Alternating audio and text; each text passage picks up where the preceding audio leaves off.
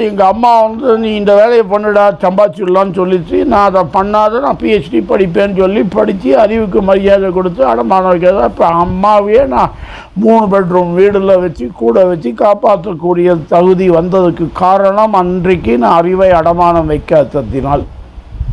அதே சமயம் அந்த அன்பு தான் அறிவுக்கே உயிர் சத்து. படிடான்னு சொன்னது. அதாவது இவர்களுக்கு எப்படி அவர்களை மாற்றினேன் கொஞ்சம் கொஞ்சமாக. முதல்ல வந்து அவங்க முன்னாடிலாம் நான் வந்த புதுசில் இங்கே கூட கார்ப்பரேட் லைஃப்பில் இருந்ததுனால லாக் புக் போடுங்க, எழுதுங்க, ஒவ்வொரு நிமிஷம் 1 மணி நேரத்துக்கு என்ன எழுதுங்க இதெல்லாம் சொல்லி கையில் குச்சி வச்சுட்டு வாத்தியார் மாதிரி நடத்தினேன். சரி வரல. அன்பாலத்தான் அவங்கள ஜெயித்தேன். இப்போ எப்படின்னா அவங்களுக்கு உண்மையாக யாரோ ஒருத்தர்கிட்ட கந்து வட்டி வாங்கிட்டாங்க, நான் ஃப்ரீயாக வட்டியில் கொடுத்து தீர்த்து வச்சேன். இதெல்லாம் அவங்களுக்கு வந்து உண்மையிலேயே முதல்ல அவங்க புண்ணை ஆற்றணும். புண்ணை ஆற்றுறதுக்கு ஆப்ரேஷன் உதவாதுங்க. புண்ணை ஆற்றுறதுக்கு பாலும் தேனும் தான் உதவும். உண்மையாக பார்க்க போனால் வயிற்று புண்ணுக்கு பாலும் தேனும் ஆற்றும். அது மாதிரி தான் கொடுக்கணும். கொஞ்சம் கொஞ்சம் இன்னும் நிறைய இருக்கு பண்ண வேண்டியது. நீங்க வந்து எத்தனை முறை போவீங்க? இங்க நினைத்தால் போய் சென்று விடுவேன். எப்ப நினைச்சாலும் நீங்க சாதாரணமா மேல போயிட்டு வந்துருவீங்க. அங்க ஒரு தரத்துக்கு 2 தரத்துக்கு தான் போவேன். வருஷம் 2 மாசத்துக்கு ஒரு தரம். மிச்ச கிராமங்கள் கீழே இருக்கு, அடிக்கடி போவேன். அடிக்கடி போய் பார்ப்பேன். அங்கே வந்து அந்த குழந்தைகள் ரொம்ப அன்பாக இருக்கும். அந்த குழந்தைகளோட வளர்ச்சி பரிமாணத்துக்கு மன வளர்ச்சிக்கு முதல்ல கொடுக்கணும், மன வீச்சு கொடுக்கணும்.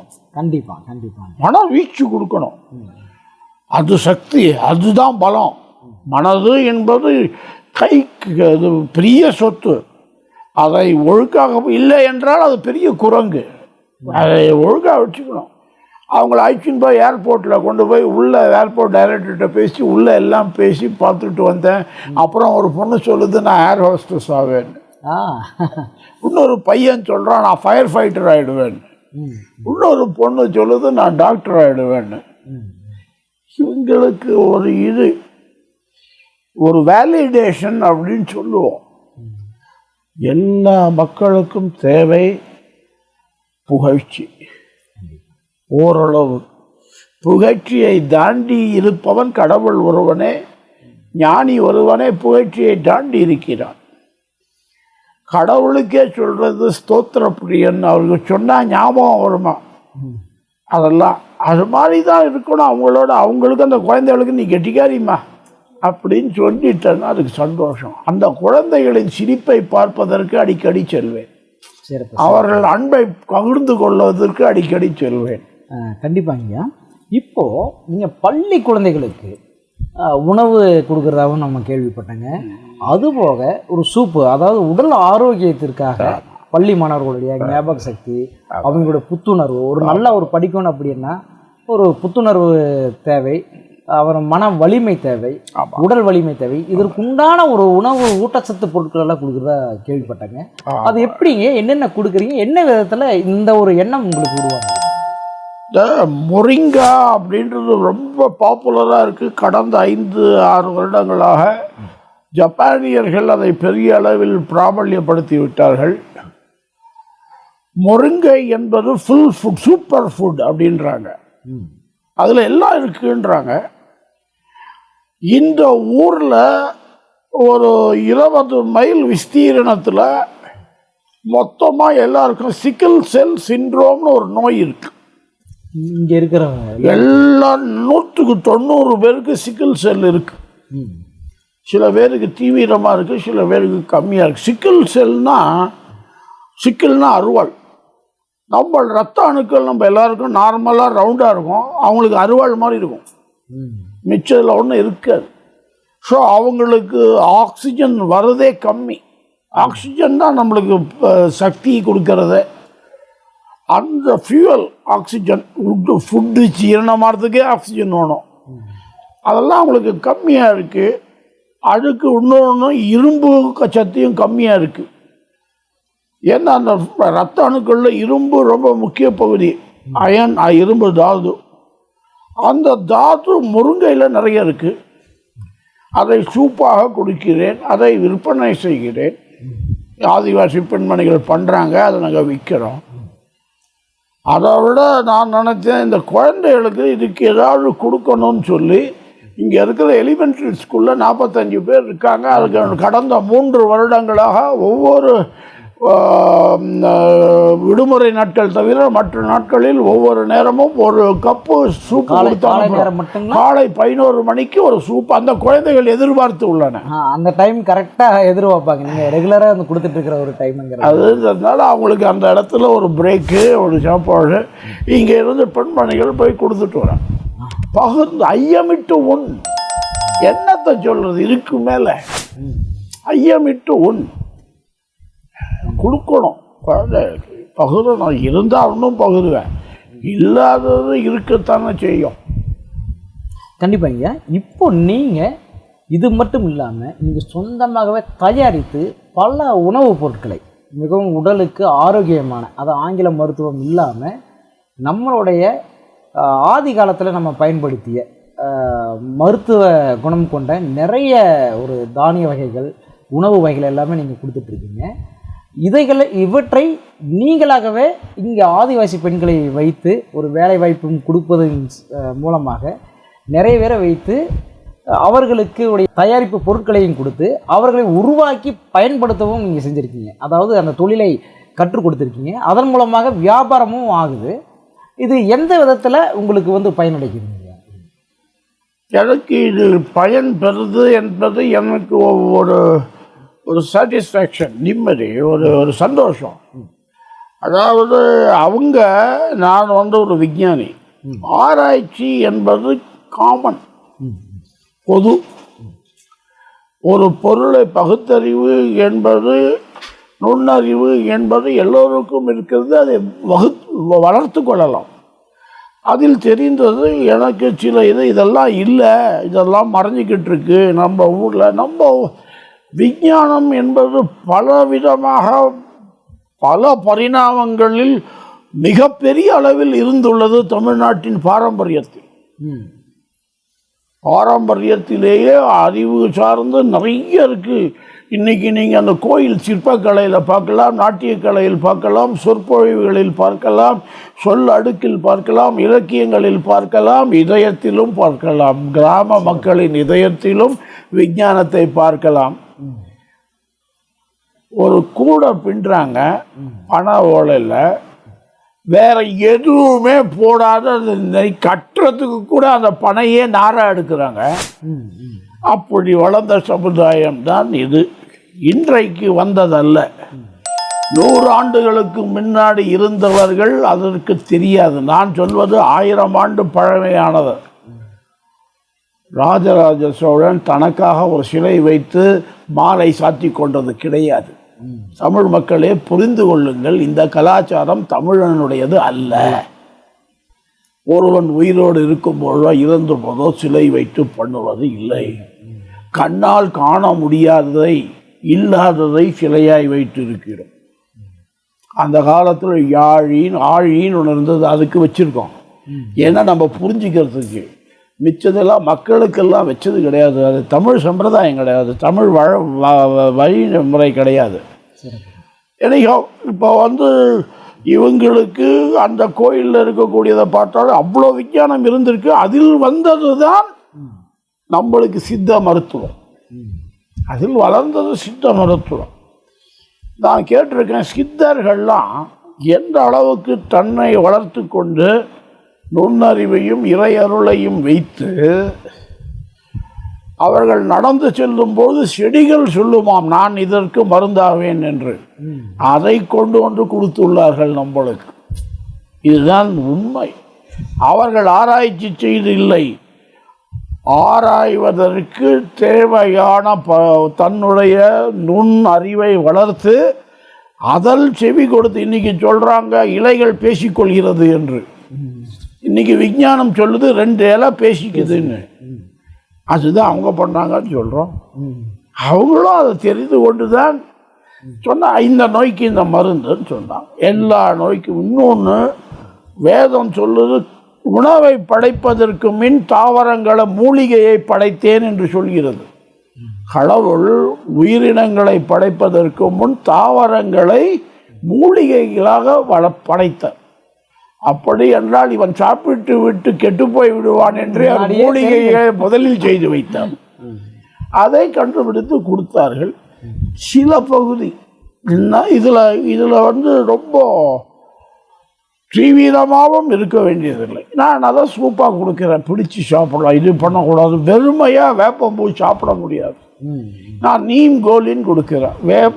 ஒரு மருந்து வேப்ப உருண்டை பார்த்துருப்பீங்க. தினம் ஒன்று சாப்பிட்டா ஸ்கின்னு இன்ஃபெக்ஷன் வராது, ஜென்ரல் இன்ஃபெக்ஷன் வராது, எதிர்ப்பு தன்மை அதிகமாகும். தினம் ஒரு கோலி சாப்பிட்டேன், ஒரு உருண்டை. அதில் வந்து வேப்பம்பூ, வேப்பம் இலை, மஞ்சள், உப்பு, ஜீரகம், மிளகு, இன்னும் சிலது போட்டு அதை உருண்டையாக பண்ணி வைத்துள்ளேன். வேப்ப இலையை குழந்தை சாப்பிடுன்னா சாப்பிட மாட்டாங்க. ஆனால் இன்னைக்கு தேவை.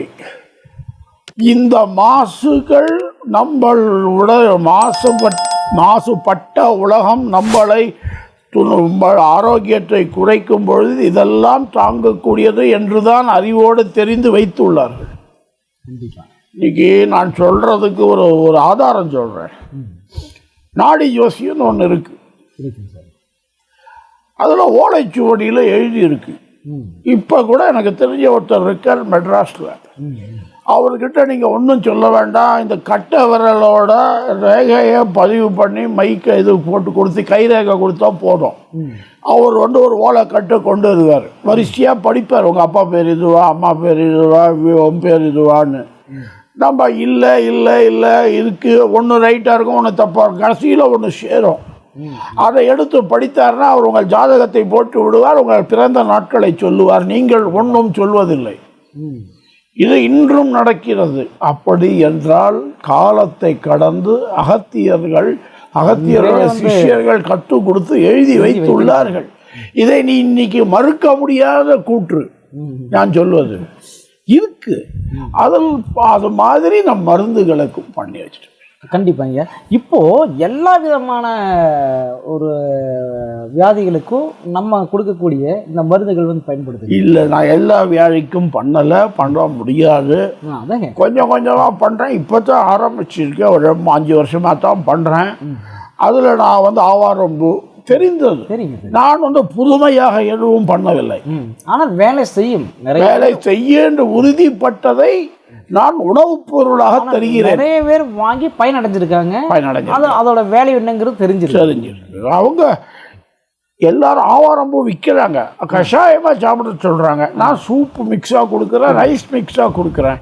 இப்போ பருப்பு பொடின்னு ஒன்று சாதத்தோடு கலந்து சாப்பிடுவாங்க. அதில் நான் கொஞ்சம் நெல்லிக்காய் கலந்துருக்கேன், குழந்தைகளுக்கு உதவும் நெல்லிக்காய் பொடி. அதில் கொஞ்சம் அகத்திக்கீரை பொடி கலந்துருக்கேன். ஸோ இதெல்லாம் கடந்து அயன் வருது, அவங்களுக்கு இரும்பு சத்து சேருது, நோய் எதிர்ப்பு தன்மை சேருது. நெல்லிக்காய் ரொம்ப முக்கியம், தினம் ஒரு தடவை சாப்பிடணும் எல்லாரும். கண்டிப்பாங்க. நம்ம கடந்த காலத்தில் இருக்கக்கூடிய உணவு முறைக்கும் இப்போ இருக்கக்கூடிய உணவு முறைக்கும் நீங்கள் கொடுக்கின்ற இந்த பொருட்கள் எல்லாமே வந்து பார்த்திங்கன்னா கம்பல்சரி ஒவ்வொருத்தரும் பயன்படுத்தக்கூடிய ஒரு காலத்துக்கு ஆளாயிருக்கும். ஏன் இன்றைய ஒரு நிலையில் இருக்கக்கூடிய இன்றைய காலகட்டத்தில் இருக்கக்கூடிய மக்களுக்கு வந்து வெளிநாட்டு அயல்நாட்டுடைய உணவுப் பொருட்கள் தான் அதிகமாக விரும்புகிறாங்க? அவங்களோட உடல்நிலை பாதிக்கப்படுவதற்கு அது ஒரு காரணமாக இருக்குன்னு சொல்லி நினைக்கிறீங்களா, இல்லை எப்படி? நிச்சயமாக இதுக்கு திருவள்ளுவர் விவரமாக ஒரு இதுவே எழுதியிருக்காரு. அதாவது ஒரு அகராதி எழுதியிருக்காரு. இதில் பசிச்ச சாப்பிடணும், ஆரோக்கியத்துக்கு சாப்பிடணும், நாக்குக்கு சாப்பிடக்கூடாது. இப்போ எல்லாருமே நாக்குக்கு சாப்பிட்றாங்க. அதுக்கு தகுந்தபடி இன்னைக்கு விற்கிறவங்களோ வியாபாரிகளோ அதுக்கு தகுந்த பொருள்களைத்தான் தருகிறார்கள்.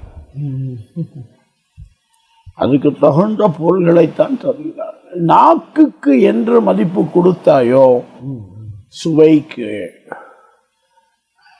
அது உடலுக்கு கேடா இல்லையா என்பதை கவனிக்காது. கண்டிப்பாக. நம்ம காலையில் அறிவாளத்தான் சாப்பிட்றோம். இரவு உறங்குவது வரை வந்து பார்த்தீங்கன்னா நம்ம எல்லாமே நம்மளுக்கு கெடுதலான நாக்குக்கு முக்கியத்துவம் கொடுத்து விட்டோம். ஒன்றுமே இல்லை சார். நீங்கள் பசுமாடு கிட்ட கொண்டு மாம்சம் வைங்க, சாப்பிடாது. அதுக்கு பசியாக இருந்தாலும் சாப்பிடாது. என்னுடன் வளரக்கூடிய என்னுடைய நாய்க்குட்டி அதற்கு வெஜிடேரியனாக வளர்த்து விட்டோம். அதை பூச்சியை போட்டால் அது நகர்ந்து விடும். அதற்கு தெரிந்து கொண்டு விட்டது நாக்குக்கு சாப்பிடக்கூடாது, இது உடம்புக்கு நல்லது என்பது. ஸோ நீங்கள் வந்து உடல் ஆரோக்கியத்திற்கு சாப்பிடணும். ருசிக்காக நம்ம ருசிக்காக சாப்பிட்டோன்னா இந்த ப்ராப்ளம்லாம் வரும். கண்டிப்பாக அளவுக்கு அதிகமாகவும் சாப்பிடக்கூடாது, பசிக்கணும். ஒரு முனிவர் சொன்னார், நீங்கள் உங்கள் வயத்தில் 2 பங்கு திடப்பொருள், ஒரு பங்கு திடப்பொருள், 1 பங்கு திரவப்பொருள், 1 பங்கு வாயு, இன்னொரு பகுதி காலி, இப்படித்தான் வயர் இருக்கணும்னாரு. அப்போ தான் ஜீரணமாகும். 4 பகுதியாக பிரித்து, ஒரு பகுதி திடமாக சாப்பிட்ணும், ஒரு பகுதி ரசமாக சாப்பிட்ணும் நீர் திரவ பொருளை, ஒரு பகுதி காற்று நீங்கள் சாப்பிடும்போது உள்ளே போகுது, மீடியை காலியாக விட்டுருங்கன்றார். இன்னைக்கு நிறைய வேகமாக போய் தடிக்கு விழுந்து கொண்டிருக்கிறோம். கடற்கரையில் கிடக்கிறோம், அலைகளில் அடித்து வந்து கால சக்கர அலையில் அடித்து வந்து கரையில் ஒதுங்கி விட்டோம். அவர்களை காப்பாற்றுவதற்கு ஒரு ஆறுதலுக்கு ஒரு ஓய்வுக்கு இதை தருகிறோம். இது வந்து ஆரோக்கியம் இதுலேருந்து உணவிலேருந்து வருகிறது. இந்தியாவை பொறுத்த மட்டும், அதுவும் தமிழ்நாட்டை பொறுத்த வரைக்கும் நிறைய அறிவு சித்தர்கள், நிறைய ஒரு காலத்தில் உணவே மருந்துங்கிறது போய் இன்னைக்கு மருந்தே உணவுங்கிற மாதிரி பெரிய விஷயம். அதுதான் நீங்கள் சொல்கிறது கரெக்டு. அது மாறணும், நிலைமை மாறணும். அதனால தான் நான் வந்து ஒன்றுமே குழந்தைகளுக்கு நெல்லிக்காய் பொடி போட்ட பருப்பு பொடி, அகத்திக்கீரை போட்ட இட்லி பொடி, இரும்பு சத்து சேரணும். பெண்மணிகள், தாய்மார்கள், கர்ப்பிணி பெண்கள் இவர்கள் சாப்பிட வேண்டியது முக்கியமாக இரும்பு சத்து. இதுக்கு இந்த இரும்பு சத்துக்கு ஆங்கில மருத்துவத்தில் ஒரு பொருள், ஒரு மருந்து கூட சரியாக கிடையாது. நம்ம வீட்டு கருவேப்பிலை போதும், நம்ம வீட்டு முருங்கை போதும், நம்ம வீட்டு புளிச்சக்கீரை போதும், நம்ம வீட்டு அகத்திக்கீரை போகும். இதெல்லாம் இரும்பு சத்து உள்ளது, அதிகமாக உள்ளது. எனக்கு தெரிந்த ஒருவர் கேரளாவில் உள்ளார். அவர் வயசு 78. அவரை பார்த்தால் 24 வயதுக்கு மேல் சொல்ல முடியாது. அவர் சாப்பிடுவது அங்கே இருக்கும் இலைத்தழைகளை சாப்பிட்டு வாழ்கிறார். கிழங்குகளையும் இலைகளையும் தழைகளையும் சாப்பிட்டு வாழ்கிறார், பழங்களையும் சாப்பிட்டு. அவ்வளோ இருக்குது. இதில் வந்து உடம்பை ஆரோக்கியமாக வச்சுக்கிறதுக்கு முனிவர்கள்லாம் 100 வருஷம் 1000 வருஷம் இருந்தோன்னு படிக்கிறோம். அதுவும் ஒரு வித்தை தான், அறிவு தான். கண்டிப்பாக உங்களிடம் வந்து நிறைய விஷயங்களை நம்ம வந்து கேட்டு தெரிந்து கொண்டோம். இறுதியாக நமது மக்களுக்கு, நமது தமிழ்நாட்டு மக்களுக்கு, உலகத்தில் வாழ்கின்ற அனைத்து மனிதர்களுக்கும் நீங்கள் இறுதியாக சொல்வதாக இருந்தால் என்ன சொல்லுங்கள்? எனக்கும் மிக்க மகிழ்ச்சி கவிக்குயில். இதற்கு முக்கியத்துவம் கொடுத்து அதன் முழுமையை பகிர்ந்து கொள்ள வேண்டும் என்பதற்காக நீங்கள் எடுக்கும் முயற்சிக்கு நன்றி. நன்றாக வளரட்டும் என ஆசிகள். உலகத்திற்கு, மக்களுக்கு, தமிழர்களுக்கு தமிழ் என் உயிர். சரிங்களா? தெரியுதுங்க. அதனால தான் நீங்கள் அவ்வளோ லட்சம் இன்றைக்கு நிலையில் இருந்திருந்தீங்கன்னா இன்றைக்கி மிகப்பெரிய அளவில் ஊதியம் வாங்கியிருக்கலாம். அதையெல்லாம் வேண்டான்னு விட்டுட்டு ஒரு சேவை மாதிரி நீங்கள் செய்கிறீங்க அப்படின்னா, அது தமிழ்நாட்டுக்கு செய்கிறீங்கன்னா அந்த தமிழ் உயிர். தமிழ் வந்து ஒரு தனிப்பட்ட, தமிழ் சாதாரணமாக இல்லை. மராட்டி மாதிரியோ தெலுங்கு மாதிரியோ ஒரு கன்னடம் மாதிரியோ இல்லை. தமிழோட பெருமை தனி. ஆனால் இன்னைக்கு தமிழை புகழ்பவர்கள் யாரும் தமிழை தெரிந்தவர்கள் அல்ல, பூரணமாக தெரிந்தவர்கள் அல்ல என்பது என் கருத்து. இருக்கட்டும், நான் சொல்லுவது இன்றைக்கு தேவை ஒருவரையும் நான் புறக்கணிக்க முடியாது என்பதை சொல்லிக்கொள்ள வேண்டும். உலகம் சுருங்கிவிட்டது இல்லை, உலகம் பகிர்ந்து கொள்ள தயாராகிவிட்டது. உலகம் இணைந்து விட்டது, உலகம் பகிர்ந்து கொள்ள தயாராகிவிட்டது.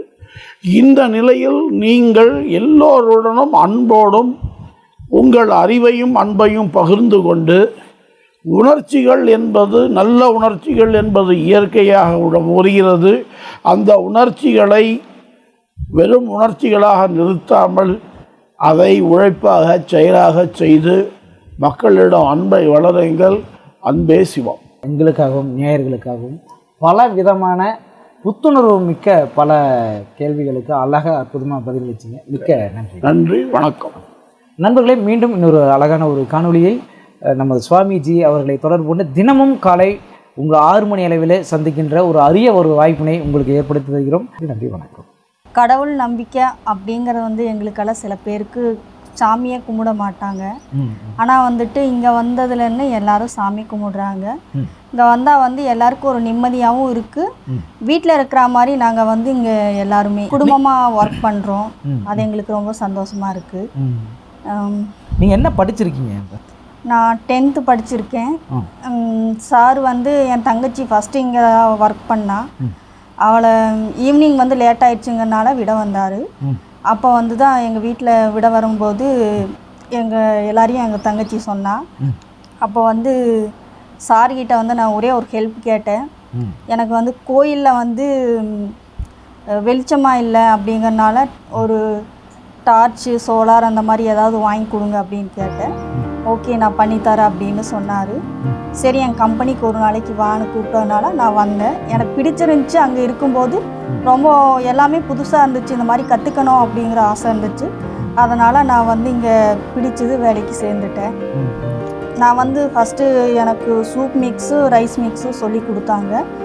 இப்போ வந்து நான் திணை, அப்புறம் நீம் கோழி, அப்போது செம்பருத்தி டீ, இந்த மாதிரி ஒரு 50 ஐட்டம் அந்த மாதிரி எல்லாமே நான் இப்போ கற்றுக்கிட்டேன். எல்லாமே ஓனா நீங்கள் தயாரிக்கிறதுக்கு முடியும். சார் சொல்லி கொடுத்துருக்காரு. அது எல்லாருமே நாங்கள் கற்றுக்க இப்போ எனக்கு தெரியும். கண்டிப்பாக. இறுதியாக சுவாமி பற்றி சொல்லுவாங்கன்னா என்ன சொல்லுவாங்க? சாரை பற்றி சொல்லணும் அப்படின்னா வந்து ஒவ்வொருத்தர்கிட்ட இருக்கிறத வந்து எங்ககிட்ட இருக்கிறது வந்து ஒன்று நாங்கள் எங்களோட டேலண்ட் வந்து எங்களுக்கு தெரியாது. அது வந்து சார் மூலியமாக வந்து எங்களால் இவ்வளோ பண்ண முடியும் அப்படிங்கிறத வந்து சார் தான் எங்களுக்கு சொல்லி கொடுத்தாரு. டைமிங் ரொம்ப முக்கியம். அதையும் சார் தான் எங்களுக்கு சொல்லி கொடுத்தாரு. ஒரு நாள் வேஸ்ட் பண்ணுறது அப்படிங்கிறது கடவுள் நம்மளுக்கு கொடுத்துருக்குற ஒரு சந்தர்ப்பம். அதை வந்து நம்ம வேஸ்ட் பண்ணக்கூடாது அப்படிங்கிறத வந்து நான் சார் மூலியமாக கற்றுக்கிட்டேன். பணத்தோட அருமையும் எப்படி, அதை நம்ம வந்து எப்படி செலவு பண்ணணும் அப்படிங்கிறது வந்து நான் சார்கிட்டேருந்து கற்றுக்கிட்டேன். நல்ல ஒரு அழகான ஒரு அற்புதமான ஒரு இடத்துல நீங்கள் பணி புரிஞ்சிட்ருக்கீங்க. மிக்க நன்றி.